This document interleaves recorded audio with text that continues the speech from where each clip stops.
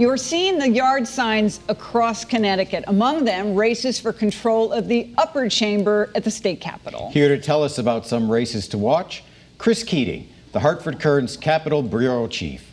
Welcome, Chris. Where's the state Senate now, and what are some races to watch where it might change? Well, the state Senate right now is 22-14 with the Democrats in charge. Each side is trying to pick off races of each other. Only one person, Len Fasano, is not running. So we have a lot of people going. Alex Casser in Greenwich is one of the prominent races. The Republicans had held that seat since 1930, but Casser defeated Scott Franz 2 years ago, and the Republicans want to get that back. That was an anti-Trump wave in 2018, as you know. The Democrats think the anti-Trump wave will continue, but the Republicans think it was an anomaly, considering that they had the seat since 1930. You also have the 19th district on your list of races to watch. Can you talk a little bit about that one? Yes, another big race is Kathy Austin, a Democrat from Sprague in southeastern Connecticut. She lost in 2019 to be first selectman of Sprague. And so the Republicans think they can get her 2 times in a row. There's about 10 towns in that district. It's southeastern Connecticut. It's a little bit Trump country, or at least trending Trump country compared to the rest of the state. And they think that Austin would be vulnerable. However, Austin's been there for a long, long time and knows a lot of people. And every town in her district has a Republican mayor or first selectman now. There you go. The trend that has flipped Fairfield County, the new Republican trend is Eastern Connecticut. You have the 17th district on your list of races to watch. That's just north of New Haven, and the incumbent is George Logan, who eked out a second term in 2018. How is that looking? Correct. He barely won by 85 votes. On election night, actually, the Democrats declared that the Democrat, Jorge Cabrera, had won. They were having him all lined up to join the Senate Democratic caucus. And then there was a recount, and he lost. So, yes, Logan barely held on there. That is the Naugatuck Valley. It's a seat that was held by Joe Crisco for 24 years. That can go back and forth. And again, if there's any Trump areas in Connecticut, the Naugatuck Valley is one of them. You've also mentioned to us the 8th district, Kevin Witkos. Can you talk about that one a little bit? Yes, Kevin Witkos is running against Melissa Osborne, who's putting up a pretty good fight in areas such as Simsbury and Canton and New Hartford. She's sending out a lot of mailers. One of the things she's hitting Witkos on is that he voted against taking away or not giving machine guns to minors. There had been an infamous case in Massachusetts, unfortunately, where a young boy was firing an Uzi, believe it or not, at a shooting range, and it kind of kicked back, and he ended up shooting himself. There was only 2 senators who voted in favor of not allowing the gun control on that, and Witkos was one of them.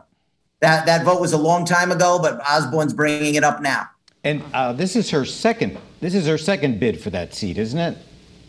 Correct. She's been endorsed by Connecticut Against Gun Violence. She's mentioning that, and she's been endorsed by Planned Parenthood, whereas Witkos has been endorsed by, among others, the CCDL, which is a pro-gun group.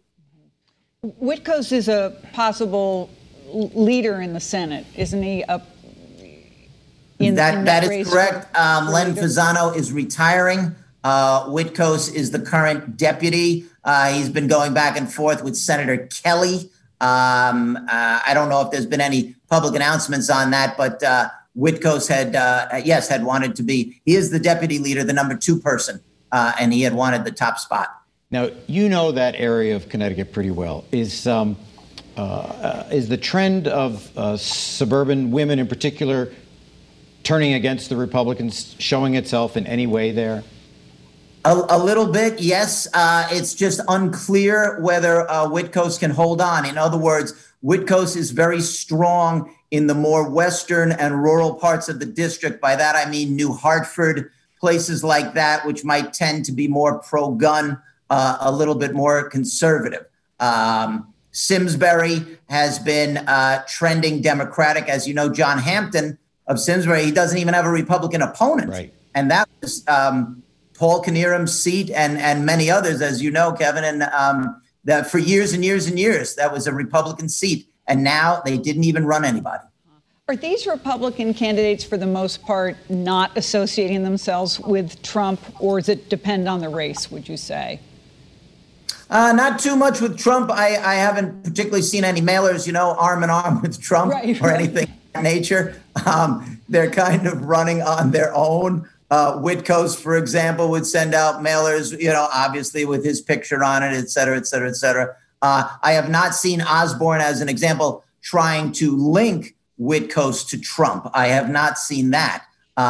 So a lot of these, the Trump spillover effect will have an impact on all of these races, both for and against the Trump wave in either direction. Like I said, in Eastern Connecticut, it may be a positive for the Republicans. Now, Chris, we won't play this back to you after the election, but any surprises you see might be on the horizon for election night in state Senate races? Well, a lot of these are super close. Like I said, the Logan race, only an 85 vote spread last time. Could go either way. It could go either way. It's kind of touch and go. The Democrats think they even can knock off Paul Formica on the shoreline. He won 52-48 last time. He owns a restaurant down there. He's very well known, very well known. But the Democrats think that they can knock him off. It's a rematch. Again, 52-48 is a pretty close race. All right. Thank you. So thanks for joining us, and we'll be back on election night. Thank you, Chris. Thank you. Join us again next Sunday for another edition of Face the State. And if you're watching this show, you'll probably want to tune in to 60 Minutes tonight. That's right here on Channel 3.